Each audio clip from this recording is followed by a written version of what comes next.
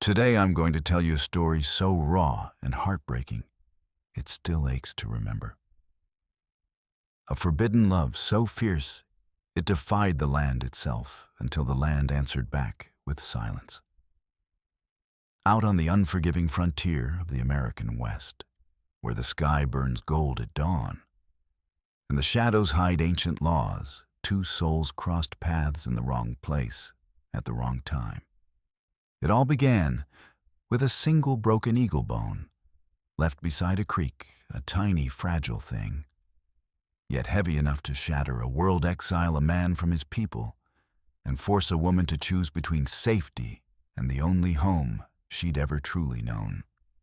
Before we kick off this adventure, don't forget to hit like on the video and let us know in the comments where you're watching from. The morning light came thin and cold over the rim of the valley, carrying no warmth, yet only the sharp edge of autumn. Celeste knelt at the creek's edge, sleeves rolled to the elbow, wringing water from a strip of faded calico she had torn from her own dress weeks ago to patch Talon's shirt. The cloth dripped slow and dark into the current. She worked without hurry, the rhythm steady, almost mechanical, as though the small act could hold the day in place. Talon stood higher on the flat rock shelf that overlooked the southern approach. He had not moved since first light. His shadow fell long across the grass, motionless as the cottonwoods. The wind, which had been steady all night, quit suddenly. No rustle in the leaves, no bird called. The valley held its breath. Celeste felt it first in the skin of her arms, the stillness pressing down like a hand. She lifted her eyes. Talon had not turned. His back was to her shoulders, square under the worn buckskin. But she saw the slight tilt of his head, the way his fingers flexed, once against the rifle stock slung across his chest. She rose slowly, water dripping from her hands, darkening the dust at her feet. When she reached the base of the rock shelf, she stopped. Up close, she could see it, a single track pressed into the soft bank where the creek bent. Not boot heel, not iron shod. Moccasin old and worn, the tread uneven, as though the wearer limped or hesitated. Beside the print lay a splinter of bone, no longer than her thumb, white and cracked clean through. Eagle bone. She had seen Talon handle such pieces only once months ago, when he spoke Dawn's name in the dark and would not meet her eyes afterward. Celeste's breath caught shallow. Talon still did not turn. The silence stretched thick as smoke. He stepped down at last, boots soft on stone, and crouched beside the print. One finger traced the edge without touching it. Then he picked up the broken bone, turning it in the flat of his palm. The fracture ran straight across the hollow where the eagle's spirit had once sung. He closed his fist around it. No sound came from him, no curse, no prayer. Only the small creak of sinew and knuckle. Celeste waited. The creek kept moving indifferent, carrying silt and leaf rot toward whatever lay downstream. She wanted to speak, to ask what it meant to hear him say the valley was still theirs, but the words died dry in her throat. Talon rose. He looked south a long moment, then north toward the tipi, then back at her. His eyes held no anger, no fear she could name. Only the weight of something already decided. He opened his hand. The bone lay there small and pale against the dark skin. He did not offer it to her. He simply held it out so she could see. Then he closed his fingers again and slipped the fragment inside the medicine pouch at his belt. The motion was deliberate, final. Celeste felt the cold settle deeper in her chest, not the morning chill, but something older, something borrowed from him. The valley had not changed. The cottonwoods still stood. The creek still ran. Yet the air tasted different now, thinner, as though a door somewhere had been left ajar. Talon turned toward the tipi without a word. Celeste followed footsteps, soft in the dust, the wet cloth forgotten on the bank. Behind them, The single print waited already softening at the edges as the sun climbed. Somewhere far to the south, a raven lifted black against the pale sky and did not call. The fire in the tipi burned low, a small red heart pulsing against the dark. Talon sat cross-legged on the buffalo robe, knees drawn close, the broken eagle bone resting on the flat of his palm like a shard of winter sky. The flames caught its edges now and then, throwing thin white glints across his knuckles. Outside the night had thickened. No wind moved the hides, no coyote sang. Only the occasional pop of dry wood splitting in the heat. Celeste lay on the far side, wrapped in the blanket he had given her the first week. Her breathing had been even for hours, but the fire snapped sharper than it should once twice like a warning, and her eyes opened. She did not sit up. She only turned her head enough to see him silhouetted against the low glow shoulders, rigid head, bowed over the thing in his hand. Talon did not look toward her. He turned the bone slowly, thumb tracing the clean fracture. Dawn had carried one like it tied into her hair on the day they spoke the words that bound them. He remembered the weight of it then, light as breath, heavy as promise. Now it felt heavier, cracked, useless. The thought came unbidden. If the spirits had turned their faces away, what remained of the vow to live, to guard what came after? Far off an owl called 3 measured notes, spaced exactly, rising and falling like a signal drum heard through water. Not the usual hunting cry. Talon's shoulders tightened by the smallest degree. He knew the cadence. Mescalero. Someone had passed through the country north of the valley, close enough to see smoke, close enough to leave the bone where it would be found. His fingers closed around the fragment. A faint tremor ran through them, not fear of the man who left it, but of what it meant. The land remembered. The land judged. And he had brought a white woman into the heart of it, without right or permission. Dawn's voice echoed once in his skull, soft as it had been in the last hours live. Find someone to share the lodge. Have the children we could not. He had done that, or tried. Now the price was coming due in small, cold installments. Celeste shifted. The robe rustled. She watched him without speaking the way she had learned to in these months, waiting for the moment he chose to share or to keep silent. He felt her gaze like heat on the side of his face. He could wake her fully, tell her the owl was no accident. That eyes had already marked them, that the bone was more than broken. It was accusation. She would listen. She would be afraid. But she would stand with him. Yet the words stayed locked behind his teeth. To speak them now would be to pull her deeper into a guilt that was his alone. Better she sleep one more night, believing the valley still held them safe. The owl called again, fainter, retreating south. Talon exhaled through his nose, slow and controlled. He set the bone carefully on the hide before him, as though placing it on an altar no one else could see. Then he rose. The movement was quiet, deliberate. He reached for the bow case and quiver hanging from the lodge pole, slung them across his back. The bowstring whispered against the leather. Celeste's eyes followed every motion. She did not rise, did not speak.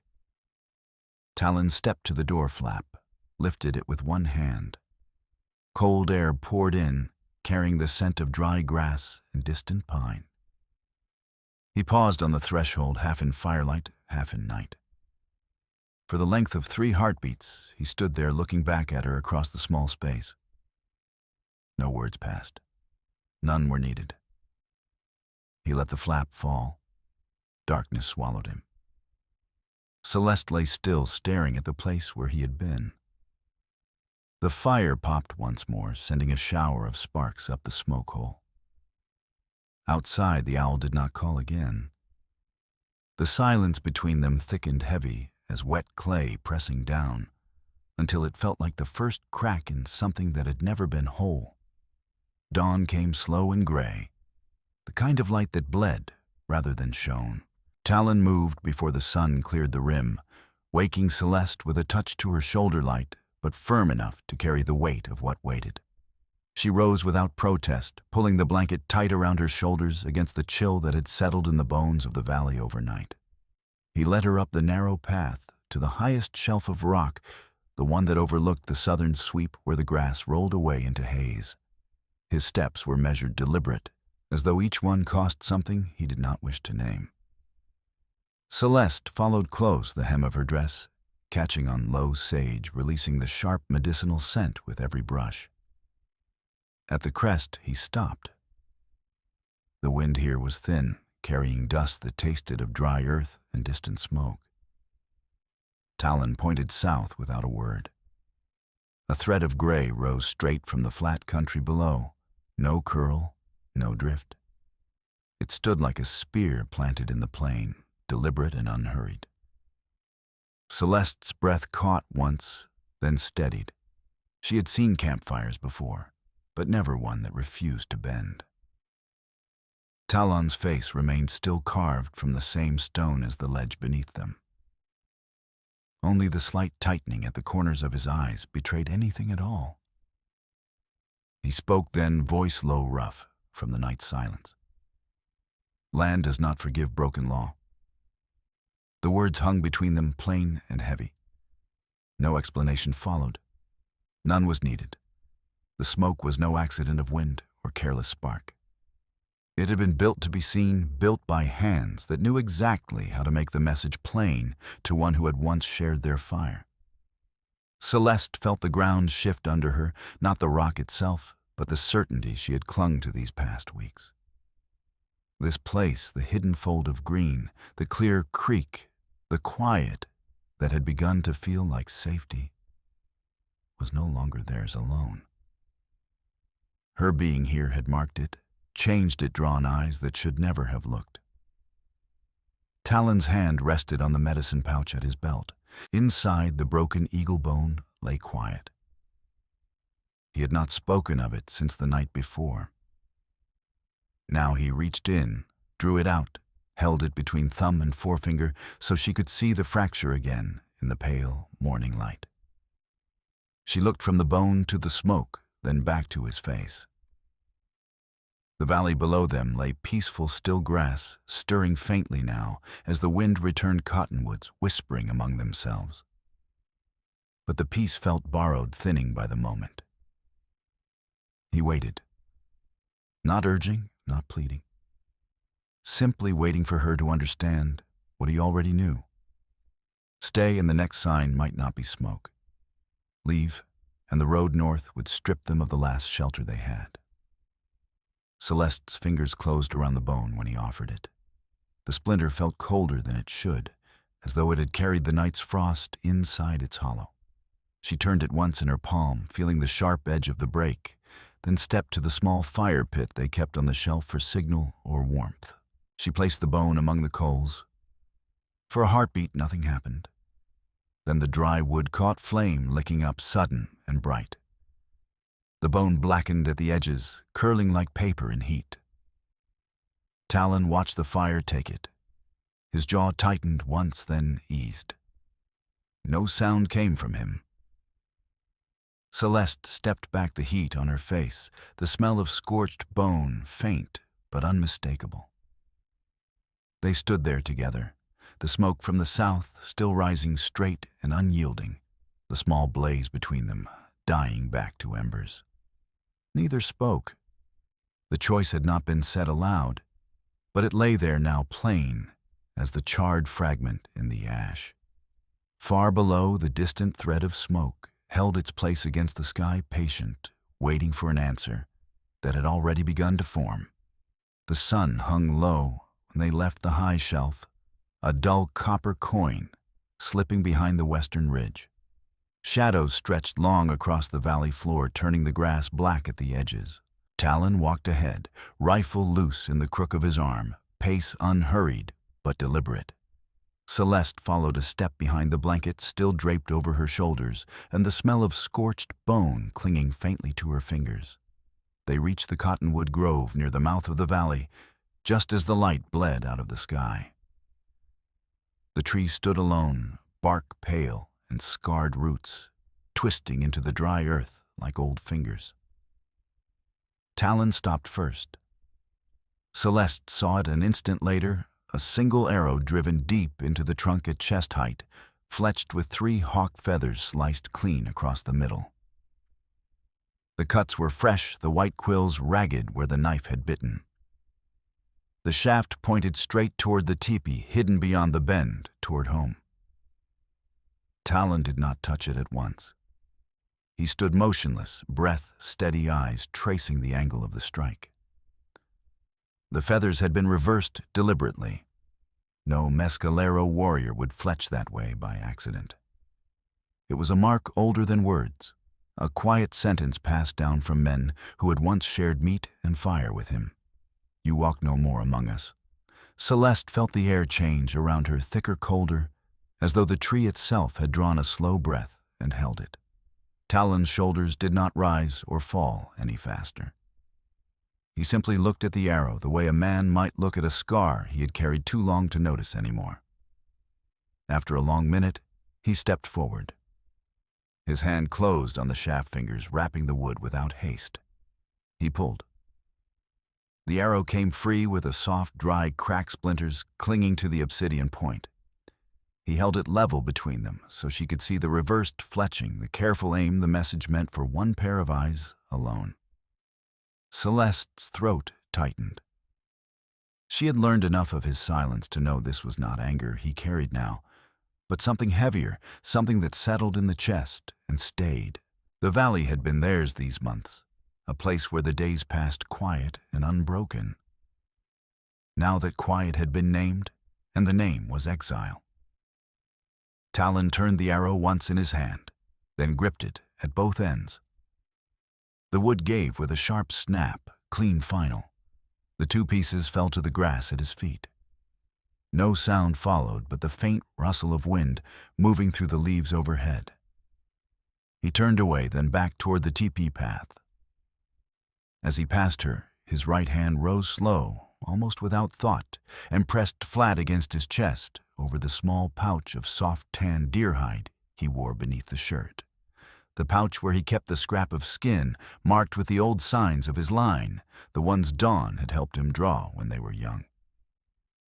His palm stayed there a moment, fingers splayed, as though checking that the thing inside still breathed. Celeste watched the motion. She did not reach for him. She did not speak. The broken arrow lay behind them in the dust feathers, catching the last red light. The silence between them thickened, not empty now, but weighted, carrying the shape of a promise that had begun to bend under its own strain. They walked on toward the tipi footsteps, soft on the cooling earth. Somewhere in the gathering dark, a night bird called once short, low unanswered. The valley listened and gave nothing back. The fire had burned down to a nest of coals by the time the night grew deepest, its light no longer reaching the far walls of the tipi. Talon sat with his back to the door. Flap legs crossed the small deer-hide scrap laid flat across his knees.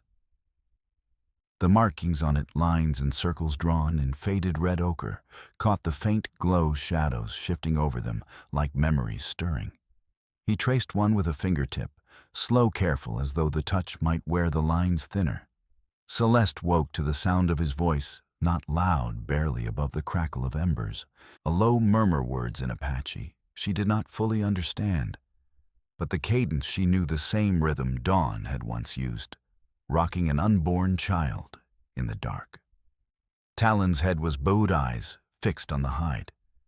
He sang without raising his voice, each note measured, held just long enough to carry the weight of what it remembered. She lay still, blanket pulled to her chin, watching the rise and fall of his shoulders.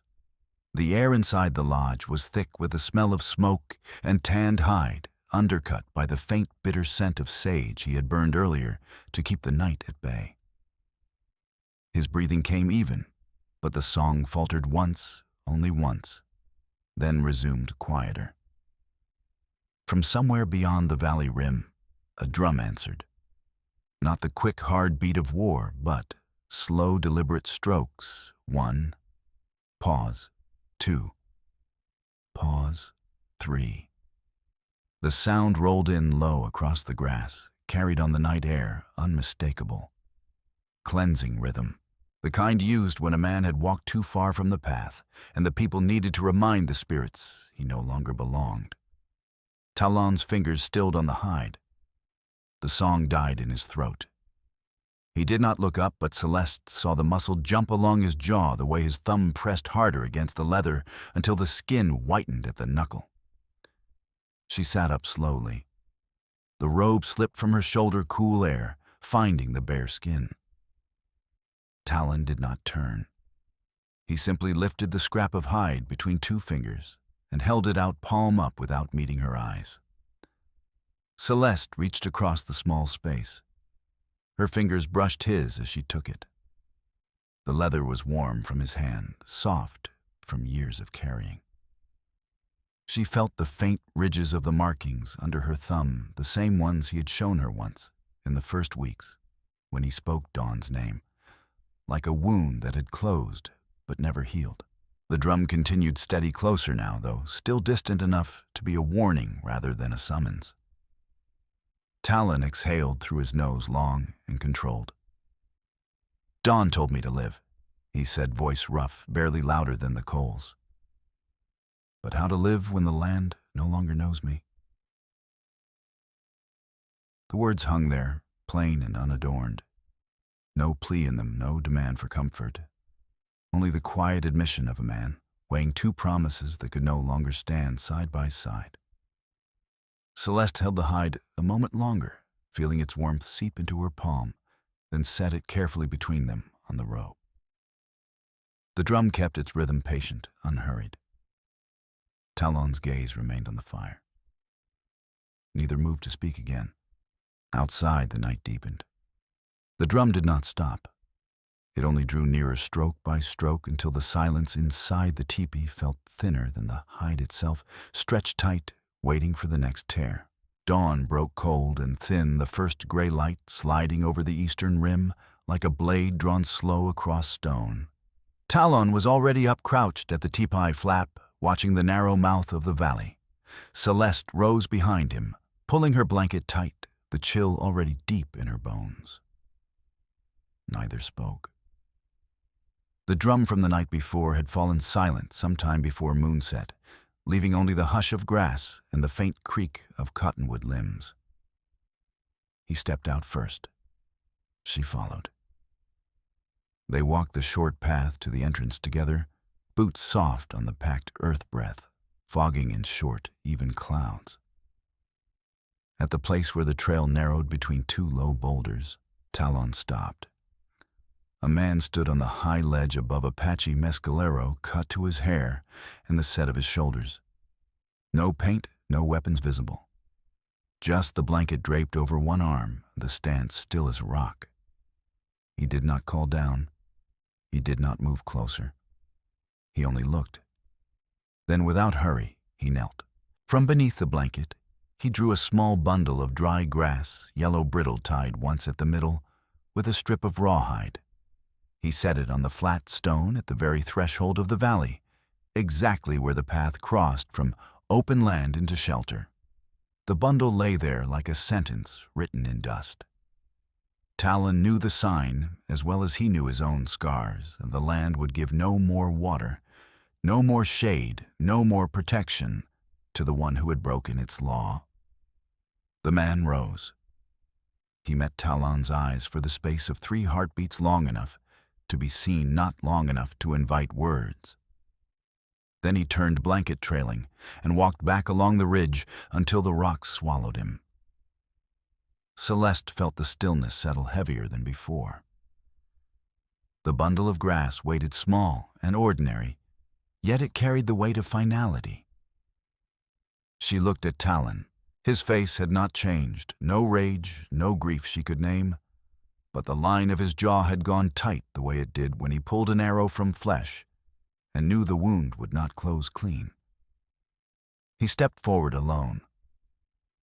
The grass bundle was no bigger than his 2 hands.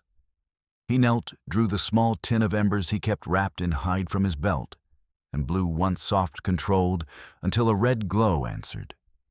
He touched the ember to the dry stems. Flame took hold quick and hungry, crackling up the bundle in seconds. The smoke rose thin and sharp, smelling of summer pasture, long gone brittle. Talon stood. The fire burned itself out fast, leaving only black ash and a faint scorch on the stone. He looked at the mark it left, then back toward Celeste. No words passed. He simply extended his hand palm up, fingers steady.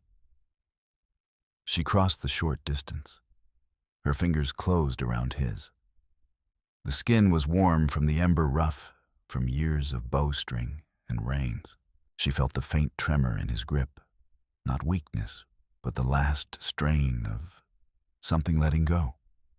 They turned together, back toward the tipi, back toward the small things that remained the rolled robes, the parfleche of jerked meat, the rifle leaning against the lodgepole.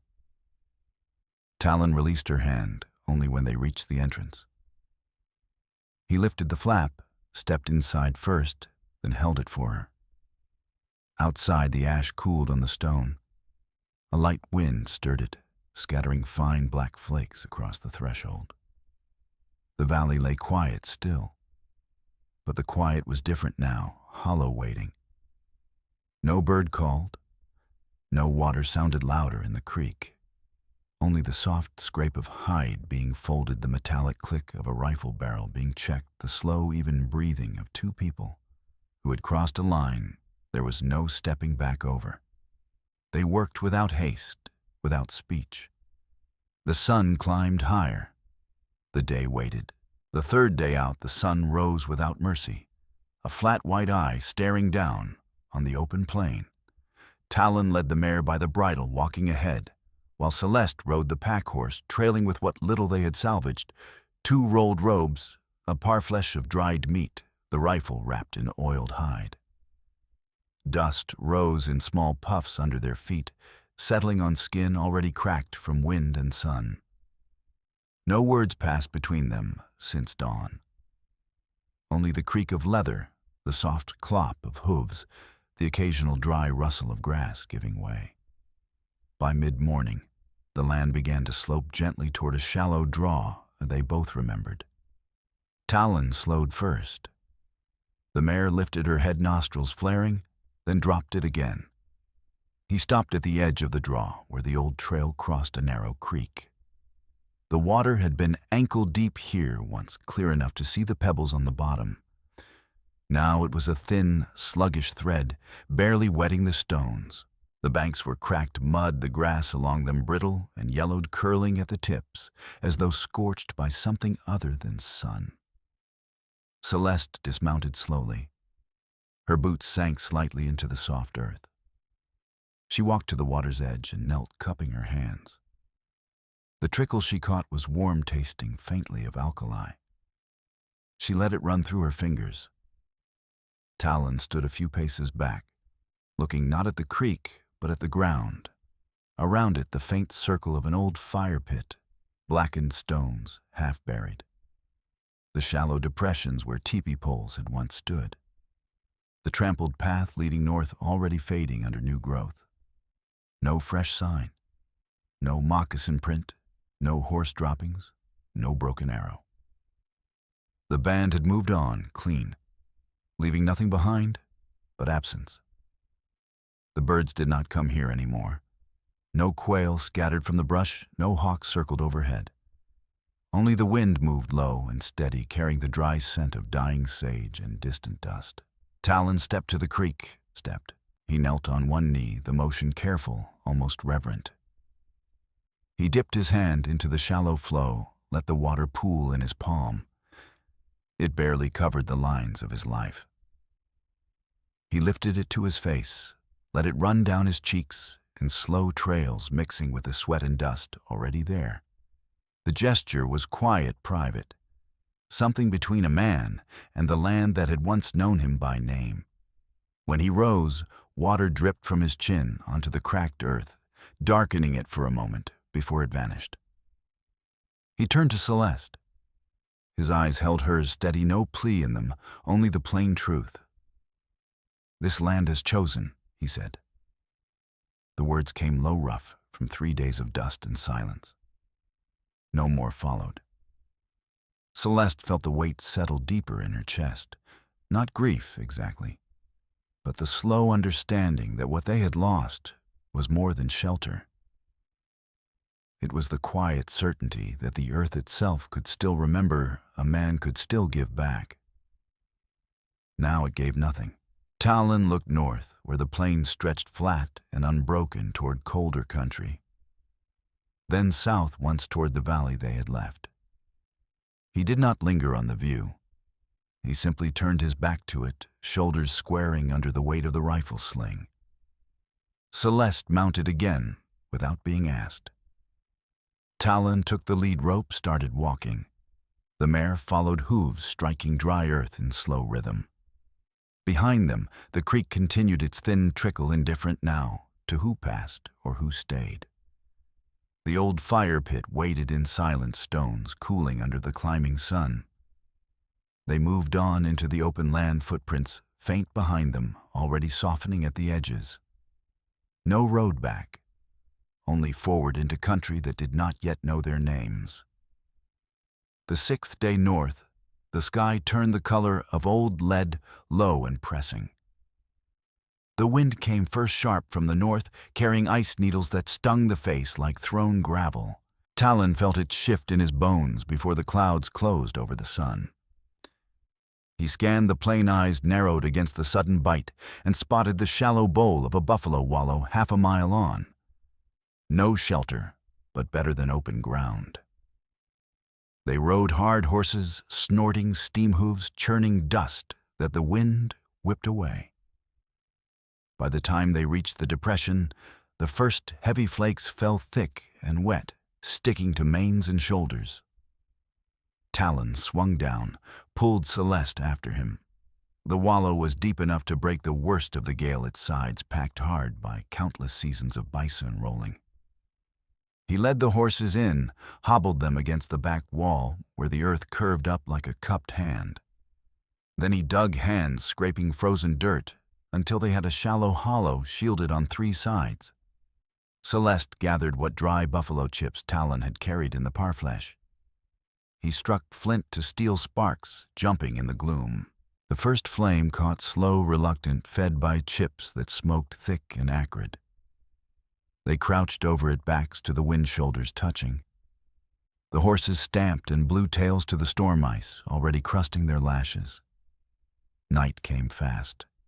The wind howled through the draw like something alive and grieving low moans, rising to shrieks, then falling silent, only to rise again.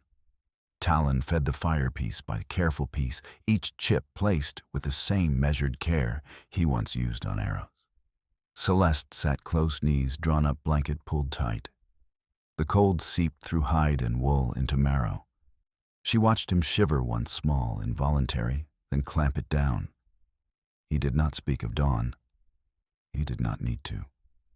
The storm carried her memory in every gust, the night she had labored in a cave, much like this wind tearing at the entrance, while the child came too soon, too weak. Talon had held them both until the breathing stopped. Now the same wind pressed against their backs, the same cold gnawed at the edges of his strength. The fire guttered low. He moved closer to Celeste, arm around her shoulders, pulling her against his side. She did not resist. His body heat was the only warmth left that was not smoke or memory. She felt the tremor in him again, deeper this time. Not fear of the storm, but the old terror of failing the promise. Live. Protect what comes after. The words had been easy once. Now they weighed like stone. He kept the fire alive through the long hours, hands raw from scraping chips, breath frosting on his mustache. Celeste fed it when he faltered, her fingers numb, clumsy. The horses nickered weakly outside the rim, voices thin against the roar. Everything was dying by inches if they did not hold on. Dawn of the third day came pale and still. The wind dropped to a low moan. Snow lay drifted high around the wallow, but the sky had cleared to a hard metallic blue. Talon crawled to the rim, first elbows, digging into the crust. He looked back once at Celeste, curled small, breathing steady, then pulled himself up. Tracks marked the fresh snow, their own, coming in. The horses' restless circles. And beside them, faint but clear, a single line of moccasin prints, Mescalero tread, deliberate, unhurried. The man had come during the worst of it, walked the rim. Watched the small fire flicker below, watched them huddle through the night. No approach, no help, only witness. The prince circled once, then led away north, vanishing into the white. Talon stared at them a long moment. No anger rose in him, only the quiet certainty that the land had not forgotten, and neither had the man who carried its memory. He slid back down to Celeste. She stirred, eyes opening. He said nothing. He only reached for her hand, pulled her up beside him. The storm had passed. The cold remained. And somewhere ahead, the witness walked on, silent, patient, carrying what he had seen. The cave they found was no grand shelter of the ancestors, just a shallow scoop in the limestone bluff, low-ceilinged, smelling of wet stone and old bat guano. A thin spring seeped from the back wall, pooling in a shallow basin before vanishing into cracks. On the far side, faint carvings marked the rock spiral lines, handprints the outline of a running deer. Old signs worn soft by centuries of dripping water. Not sacred enough to draw pilgrims, but enough to offer a roof when the wind still carried snow. Talon built the fire small near the mouth, where smoke could rise without choking them. He gathered what dry wood the storm had spared, stacked it neat. Celeste sat against the wall, knees drawn up, blanket tight around her shoulders. The cold lingered in her joints, but something else had begun to shift inside her, a faint heaviness low in the belly, a quiet rhythm she had not named until the third day in the cave. She kept her hand there sometimes, palm flat, feeling the small flutter that might have been nothing but might have been everything. Talon noticed. He said nothing at first. He only watched her longer when she thought he was looking elsewhere, eyes tracing the curve of her arm, the way she rested her hand. One evening, when the fire had settled to coals and the wind outside had dropped to a low moan, he moved to the carved wall. He took a sharp flake of flint from his pouch, knelt, and began to work. Slow strokes, deliberate. A new line appeared beside the old spirals, a small closed circle with rays extending outward. Protection for what was coming. Celeste watched the sparks fly from the stone, tiny and brief. The sound was soft, almost lost in the drip of the spring. Talon did not explain the mark. He did not need to. She understood it was not for show, but for necessity, the same necessity that had made him keep the fire alive through the storm, and the same that had made him share his warmth when the cold threatened to take them both. That night he sat closer than usual. The cave held their breathing, the small crackle of embers, the distant drip. He began to hum low, almost inaudible at first, the same simple melody he had sung once in the tipi, the one Dawn had carried for their child who never drew breath. The notes rose and fell like a slow river. Celeste listened without moving. When he finished the first verse, he paused, then started again, softer, inviting. She joined on the third pass, her voice uncertain, the Apache words foreign on her tongue, but the rhythm the same. Talon did not correct her. He only kept the tune steady, letting her find the places where the melody turned. When they reached the end, he let the last note fade into the dark. No smile crossed his face, no words of praise, only the quiet acknowledgement that something had been passed, small and fragile, into hands that were not his people's. Outside, fresh snow had fallen in the night. Talon rose before first light stepped to the mouth of the cave. There on the flat rock shelf just beyond the drip line, a single moccasin print pressed into the new powder, clean, deliberate, no attempt to hide it. The man had come again. Stood. Watched the faint glow from their fire. Left without sound or sign beyond the print itself. A reminder they lived, but they were not forgotten. Not forgiven. Talon stared at the mark a long time. Then he stepped back inside. Celeste was awake, sitting up, one hand resting low on her abdomen. She looked at him. He crossed the cave without hurry, knelt before her. Slowly, carefully, he placed his ear against the place where the new life stirred. He listened, breath-held, eyes closed, as though the small heartbeat could answer questions the land no longer would. No words passed between them. The cave held only the drip of water, the faint crackle of dying coals, the slow rhythm of two people breathing in the same small space. Far outside on the ridge above, a shadow moved once against the pale sky, then was gone. The child would come here in this half place, between old earth and new. No full ceremony, no witnesses from the band.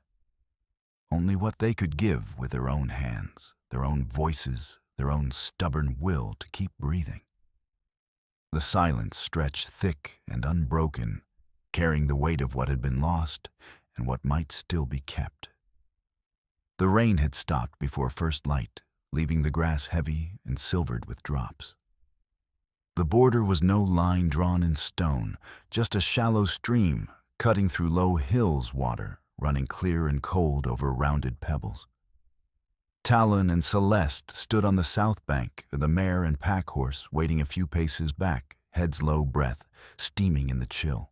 River lay bundled in the cradleboard Talon had fashioned from willow and soft hide, the small face, quiet eyes closed against the pale dawn.